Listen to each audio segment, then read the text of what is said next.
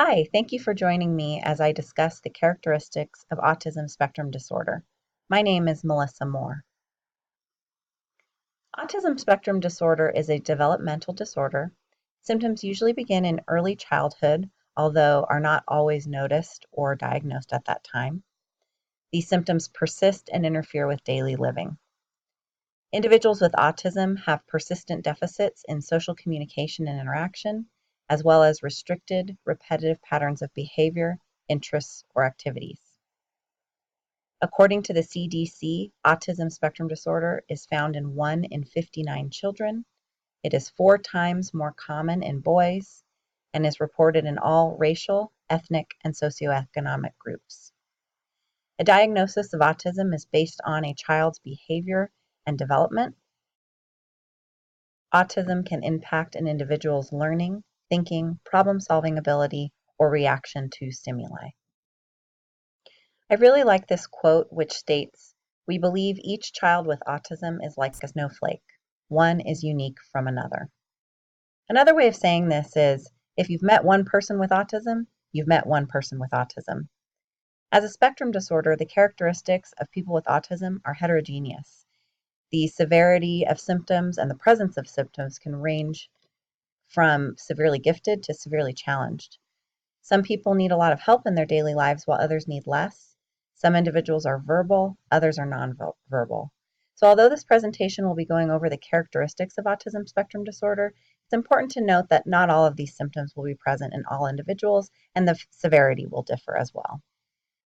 The characteristics of autism that I will be discussing in this presentation include cognitive neurological, behavioral sensory, communication language, and social.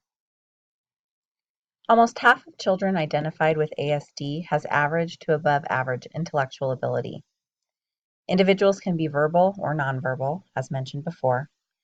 Primarily, individuals with autism struggle with deficits in executive functioning, meaning they have difficulty with their working memory, planning, flexible thinking, and self-control. This can also relate to difficulties regulating behavior and emotion. It's also hypothesized that individuals with autism have deficits in theory of mind, which means that they struggle to understand that people have their own thoughts, perceptions, and intentions different from their own. It makes it difficult for a person with autism to relate to others due to this deficit in theory of mind. Doctors typically look at the behavioral characteristics of a child suspected of having autism to determine diagnosis. And some of the characteristics that you'll see in individuals with autism can include ritualistic behaviors, needing to have items lined up in a particular order, touching something a certain way, turning light switches on and off. In fact, autism can be comorbid with OCD. They may eat the same foods or wear the same clothing.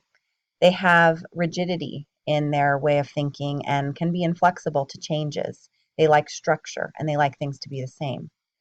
Individuals with autism can also display repetitive body movements like rocking, flapping, spinning. They may use objects in non-traditional ways, like instead of keeping a toy car on the ground and rolling it back and forth, they may spin the wheels in front of their face.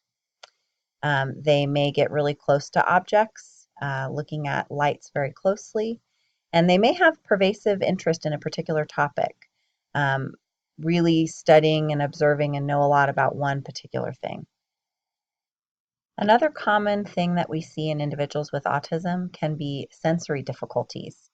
The ritualistic and repetitive behaviors mentioned before could be related to either an over or under responsive neurological system where they are hyper or hyposensitive to stimuli. Individuals can have extreme sensitivity to sounds, light, clothing or textures, touch, smells. They may find these things to be very painful, and in fact, the sensory overload is painful to individuals who have sensory difficulties. You may also see individuals who can withstand input that might be bothersome to others. They like being up close to lights. They like louder sounds. It really varies on the individual depending on whether they're over or understimulated. Individuals may seek out sensory input as a coping strategy, which is known as stimming, And some of the rocking, flapping, or spinning behaviors that we see are related to stimming, either as a way to calm down an overactive system or to awaken a sluggish system. Some sensory-seeking behaviors or stimming behaviors can be harmful or dangerous to an individual with autism, especially when it involves things like headbanging, self-biting, or self-hitting. About one-third of individuals with ASD are nonverbal. There are systems and interventions that can support these individuals with communication, including teaching writing, sign language, access to speech-generating devices, and picture exchange communication systems, or PECs, where individuals can choose images to communicate their wants or needs. A major characteristic of ASD is nonverbal communication.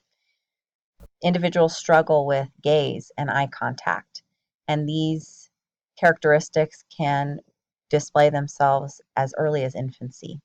They don't look people in the eye. They also struggle with the ability to understand facial expressions, body language, and gestures.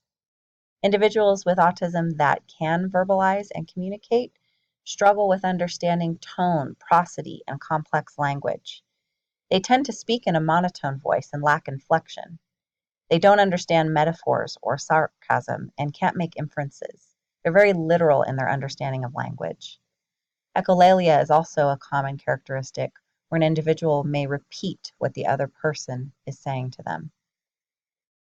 Deficits in social communication and social interaction is a core characteristic of autism. People with autism can struggle to recognize the emotions or intentions of others. They have difficulty with personal space. They may lack awareness with social cues, have difficulties taking turns in a conversation. They may talk incessantly about something that is of interest to them and walk away from a conversation that is of no interest to them. They may be unresponsive to their own name. This can be especially true in infancy. They may not initiate play with others or engage in pretend play.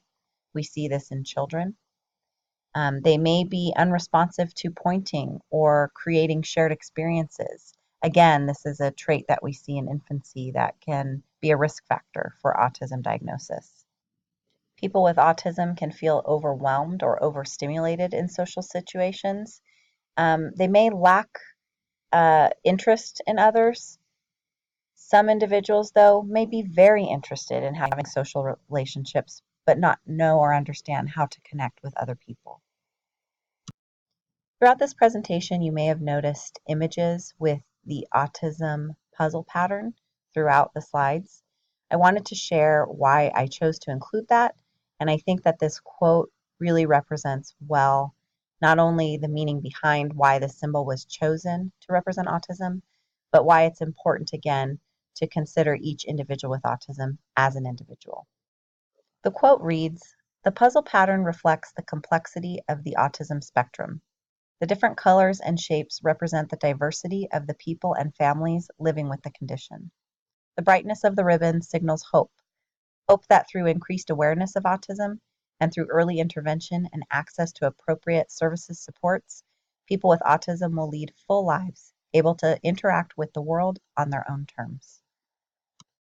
If you'd like more information about autism spectrum disorder, here are the references that I used to create this presentation.